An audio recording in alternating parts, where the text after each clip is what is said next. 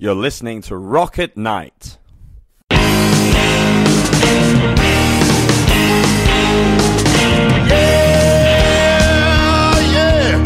are you ready? Hey, tonight I'm gonna take you on a little trip. We're going down south by the mighty Mississippi. I'm gonna take you to a place where lights never dim. Bring your mother, your brother, and your best friend. I'm gonna show you where they dance out in the street. They'll tell you all about your body heat. Not gonna talk about it, just gonna do it. Get on down, if you feel up good, now get on down.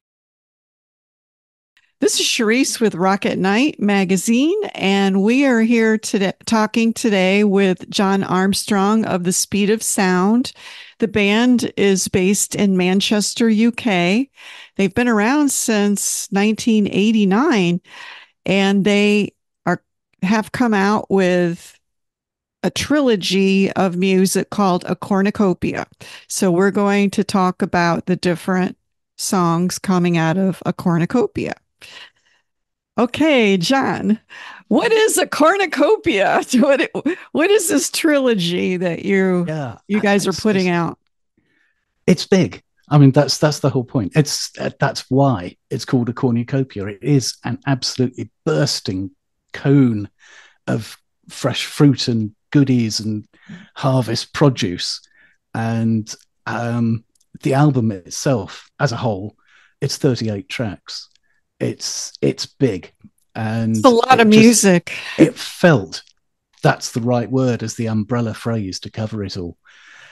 Within that, it is three separate entities, three separate albums with their own personalities, but they're linked.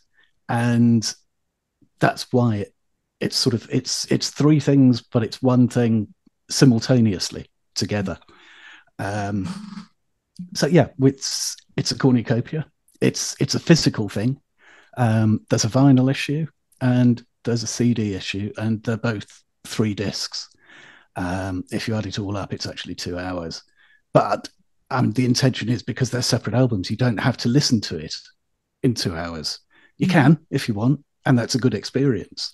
But if you want smaller segments, that's fine too. It works. They have separate personalities, so that it feels complete if you just listen to one of them. Well, what are their names? You have 3 different names, and does each album have its own concept or theme? Sort of. I mean, they're different views of the same thing. Mm-hmm. So the 3 names, you've got Minerva, you've got Victory, and you've got Bounty. They're all goddesses. And yeah, so Minerva, she sort of grew out of the Greek Athena and mutated through Minerva into the Britannia figure. So Minerva doesn't have a trident, and she doesn't have a shield with a Union Jack on it. But essentially she became Britannia, and she's a goddess of strategic warfare rather than gung-ho warfare, which would be Mars. She's sort of more subtle than that. She's quite belligerent, and the feel is kind of, it's a bit angsty, it's a bit angry, but it's really belligerent, and it's independent music. And the whole 3 major label system, they just stomp all over everything else. They blast it out of the way. They've got all the money, they've got all the megaphones, they own all the magazines or have fingers in all the pies for all the major radio stations. They just blast everything else out of the way. And that's basically, we're kind of sticking 2 fingers up at that. A lot of the music that you do is basically social commentaries, protest music, you could even call it. And it most definitely is. And Minerva fits in with that. I mean, the first track on the whole thing, and also the first track on Minerva, if you play that one first, is called West Wind. And if you sit here in Northwest Europe, the prevailing wind is from the west. It blows straight across the Atlantic. straight over Ireland because it's not very tall, and then hits us and just carries on, and it pushes everything else out of the way. And that's again where the concept links in. So it's the West Wind is cultural imperialism, if you want, and it's sort of bringing the stuff from universal Western civilization. Everything seems to move west. Even as a bigger thing, it's just blasting everything else out of the way, and crushing the weeds of independent thought. And that's kind of that sums up the elements of Minerva.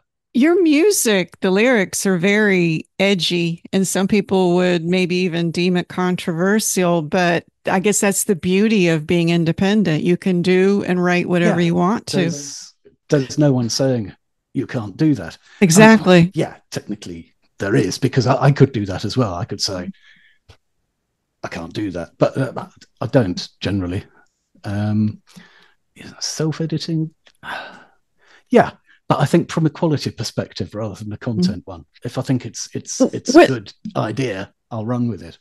What's interesting about the Speed of Sound music is it's bouncy. The melodies are bouncy. You could even say it's kind of power pop, psych rock. It's covers a lot of genres, but the message is biting. If you really listen to it, a pop sensibility. It's I don't mean that in a derogatory way. I mean it's melodic. I think it's important. It's important to be listenable. There's very little point having melodic. Something to say. If people can't listen to it because it's just unlistenable, which some music is. That's okay. If people want to do that, it's fine. But I like to be able to be catchy and to pull and hook with things going on. And sort of musically as well, as a band, we operate sort of on two sort of levels. It's floaty and pleasant and nice, but it crunches at the same time. And I think that's important too. It's like a sort of power jangle rather than straight rock or just floaty pop. It's crushing both things together and making something else. The topics are very now. I mean, I think one of the songs is called Clickbait. Yes, it is. And that's exactly what it's about. It's as soon as you open the internet, you're confronted with all this gibber and stuff that is just trying to distract you and trying to pull you and drag you down and just either distract you totally, which is what they're trying to do, or just fill your head with total garbage. It's really annoying. That's one of the more punkier and sprightly pieces in the whole thing. 10 things you've got to know about something or other. A list you've got to see right now. Money-making scheme by this local mother. It's so easy, you won't believe how this man's dream became a nightmare. See famous people in their underwear. It's all clickbait, and we've been used. Scrape the data in their back room. We're all typhoid Mary, so pass it on. Don't check sources, 'cause they're all wrong.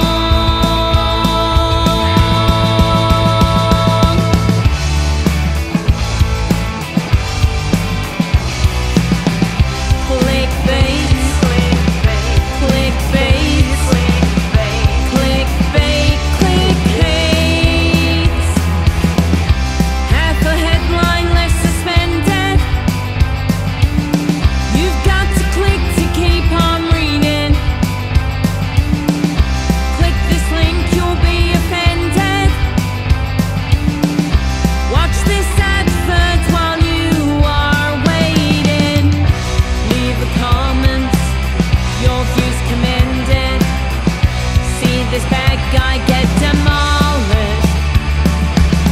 He's back tomorrow, still being dishonest. It's all clickbait, and we've been used. Scrape the data in their back room. We're all typhoid Mary, so pass it on. Don't check sources, 'cause they're all wrong.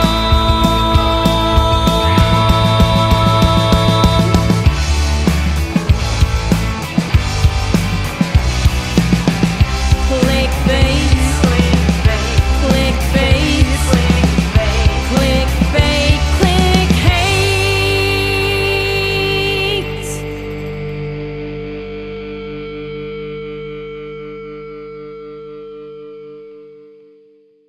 Now, when I first met you years ago, I think you used to say the speed of sound was, quote, mod. Yeah, I mean, we there's a lot of Who in how I play guitar, Mhm. and the small faces and the chords were both the two main reasons that I thought I'm going to start playing guitar. This looks a good idea. It looks fun, Mhm. and it's sort of a lot of the 60s feel is still there because it's accessible and it's melodic and it's enjoyable to listen to, but it still has a bit of oomph, a bit of power to it. There's definitely a retro feel to the music, but it's funny. The topics are very in the millennium. Well, it's future retro modernist. That's what we call it. That's So exactly what it is. It You're will right. be retro in the future, but it's kind of modern now. It's not supposed to make sense. It's future retro modernist, but that's where it's coming from. As Louder Than War said, it's a 60s heartbeat powered by new wave, blood, and it is. There's a lot of 60s. Well, the jangly That's sort of the origin. guitars and But it's we mix all those different influences together, because the rest of the band, we all listen to different stuff. The other John Broadhurst, the drummer, he's really into Rush and a lot of just different music. Anne-Marie, Foo Fighters is her favorite band, if you ask her. Kevin, he's the Rolling Stones and Northern Soul. That is basically he's the most restricted listener out of the whole band, but he's pulling something in that the others don't have there. And Henry, I mean, he writes sort of cinematic piano pieces. So it's all very different things being pulled in, and you want to make something different, something that hasn't been done that way before. That's the sort of exploration aspect of music is the thing that I find the most attractive. It's just finding new things and trying new things together.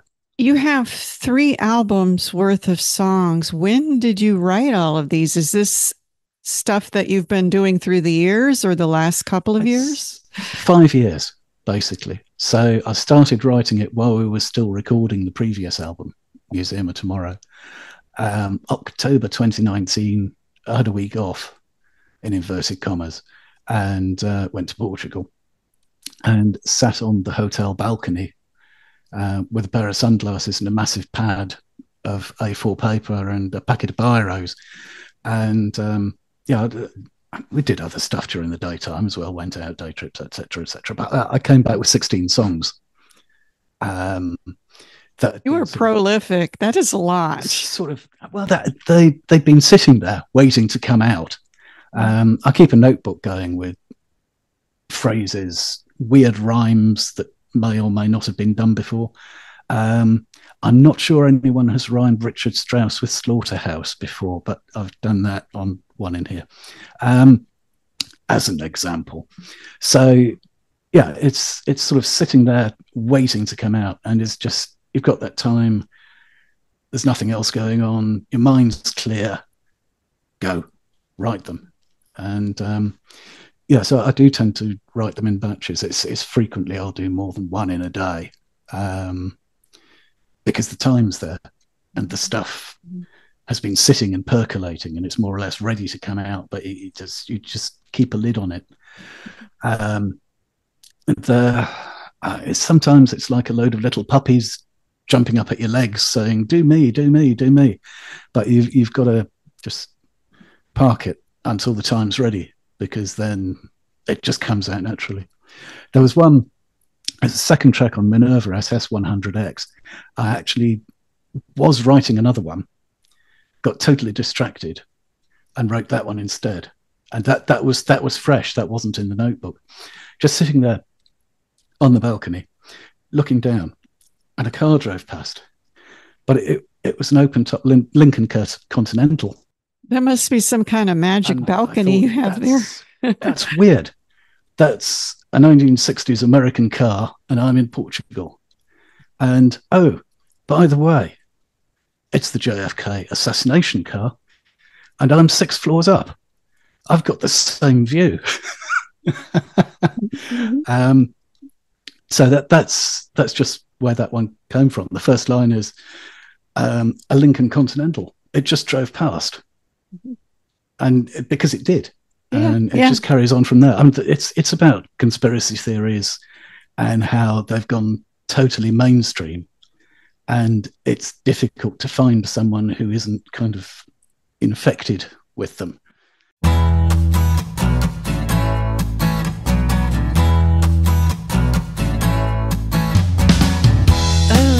Continental, it just drove past. It was a convertible, but it was brown, not black. No one inside it wore a pink pillbox hat.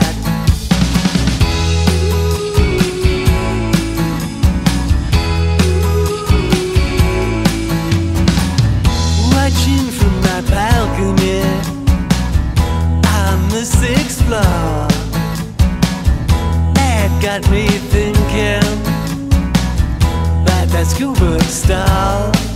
There's a warehouse, not a shop, LHO and that shop.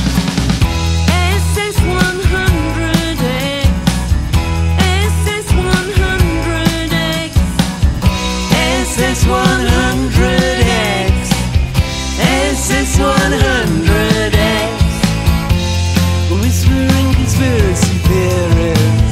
Some people need a deeper plot. Whispering conspiracy theories. Some people need a deeper plot.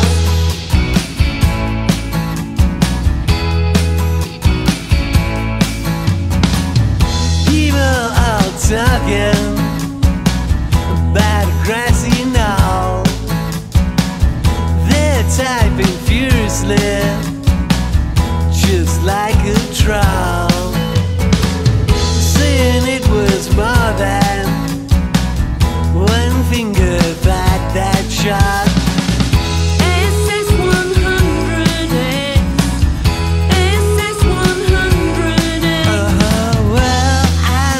Saying that they're all wrong. Oh, they Jack Ruby sang a different song.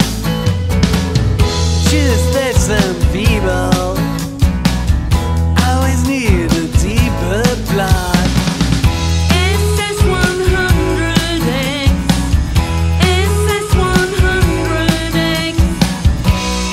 SS100X, SS100X, whispering conspiracy theories.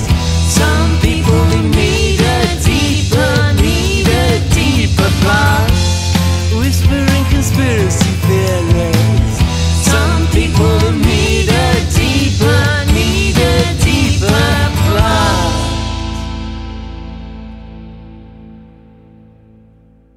It seems everybody's suspicious of mostly the governments where they live. It seems there's so many kind of crazy, conspiracy theories. So I mean, there are a lot of crazy governments, and they've been doing a lot of very daft things, and that does kind of encourage it.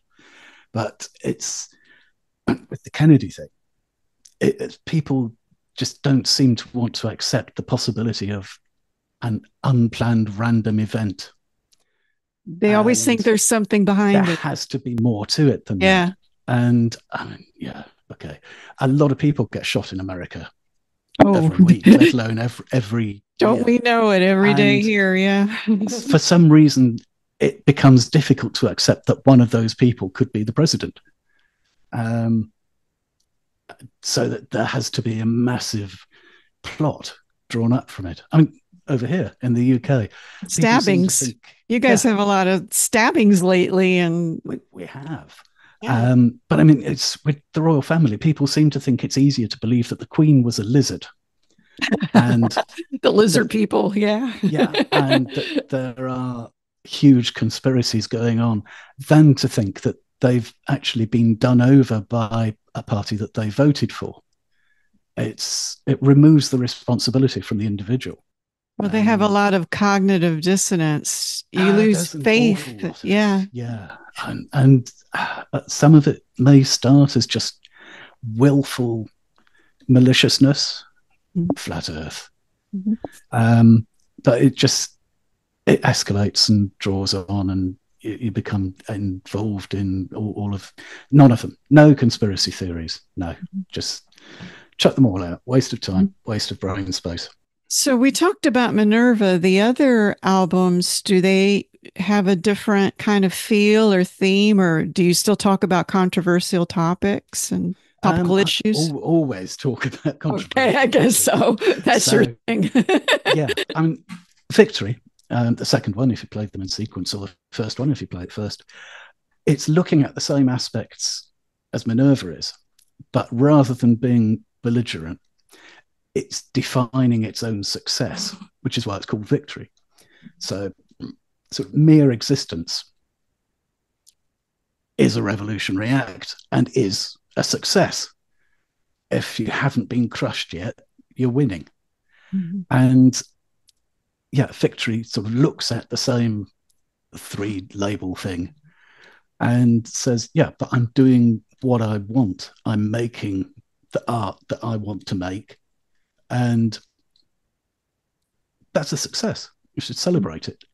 So it's much more, I mean, there's a sense of joy through everything that the Speed of Sound does.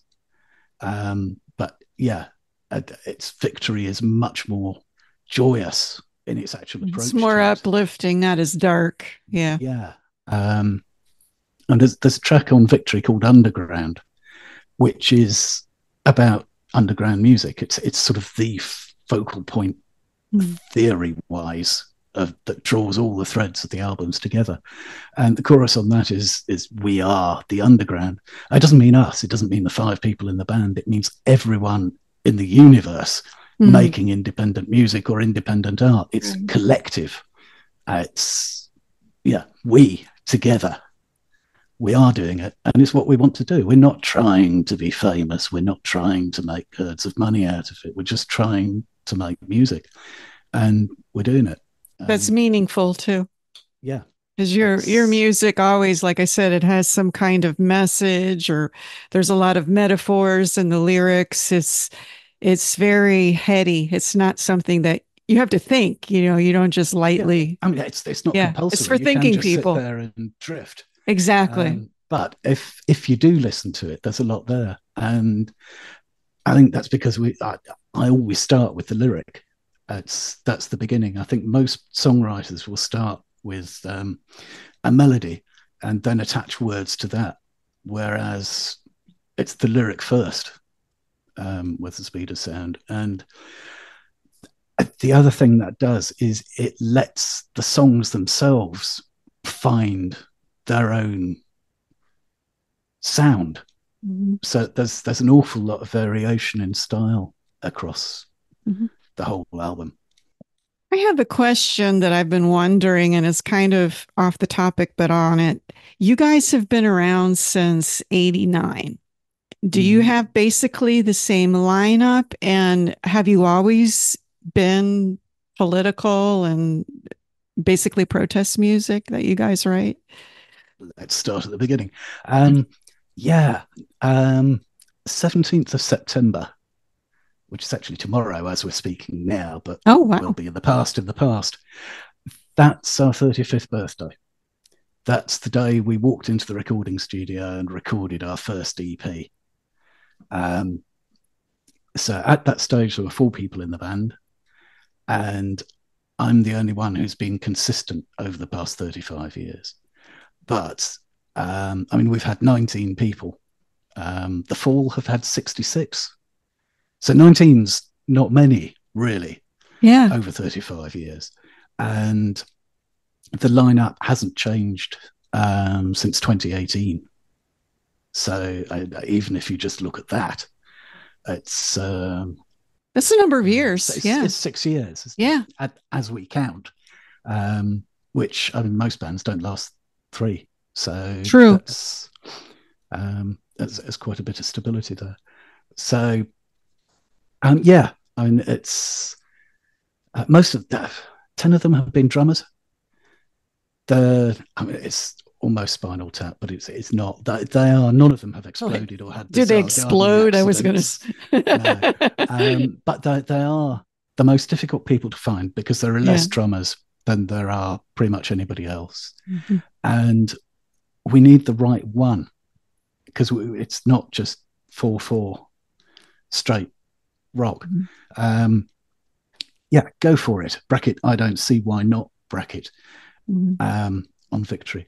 It's under 2 minutes, and it is constantly changing time signature from 4/4 to 2/4 and back again. John, the drummer, told me there's actually 120 time changes. Oh my goodness! Less than 2 minutes. It sounds like jazz. But it doesn't feel that. It's a pattern, and it feels like it's a repeating pattern, partly because it's moving so fast. But yeah, and that's it. We need someone who could play in a jazz band. Yeah, exactly. And that really restricts the drummers that you could be using. That there are, so some of the drummers that we had were just uncomfortable with playing some of the songs because it's not easy. It's not straightforward. So yes. 19 people. Well, has it always been protest music or music that's meaningful? Yes, basically. Since the beginning. I mean, if you step back a couple of years from that, there was a band I was in 1987, and I was writing some of the songs with that, and some of those sort of carried forward into the early days of the Speed of Sound, and it's protest music too. The oldest one is There's No One There, which was actually on the Everything Changes album. We didn't record that until 2016. That was 1983.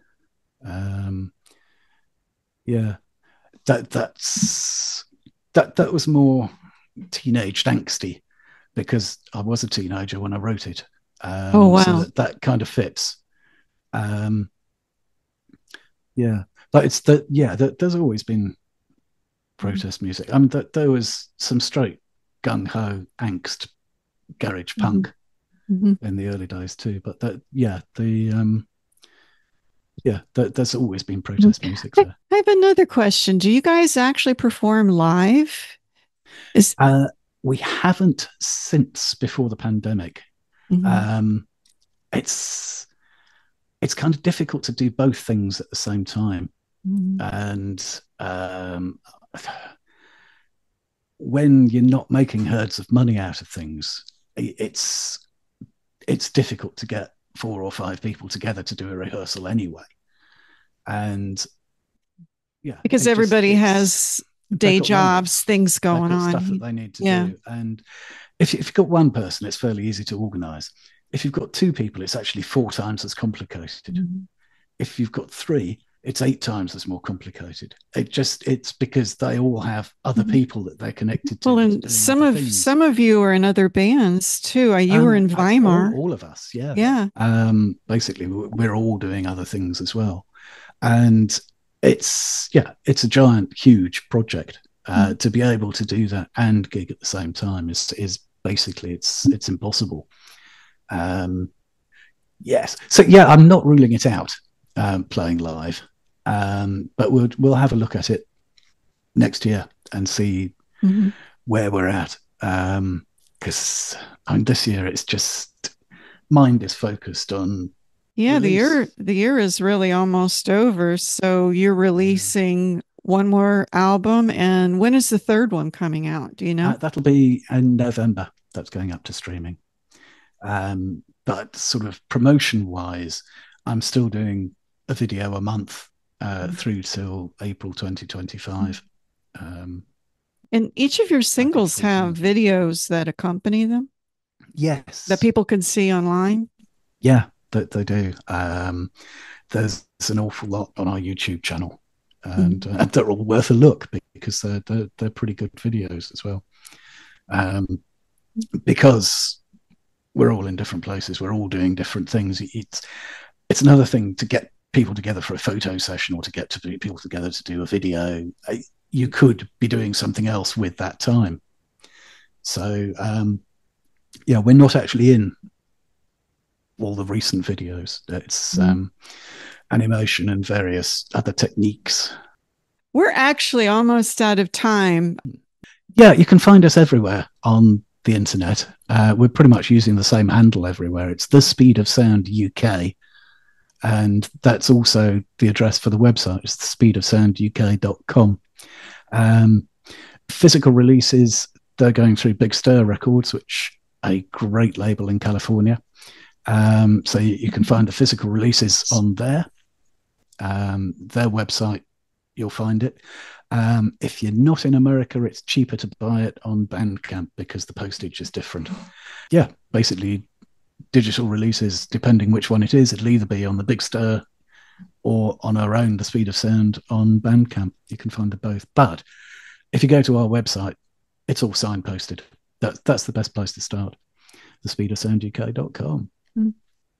You're on Spotify too? You're on streaming stuff that people could just listen to. So yeah. You can just push the button and play it. And the Speed of Sound.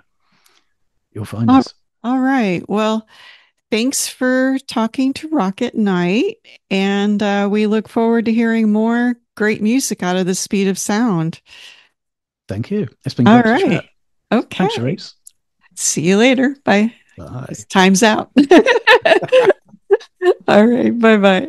Fab stuff.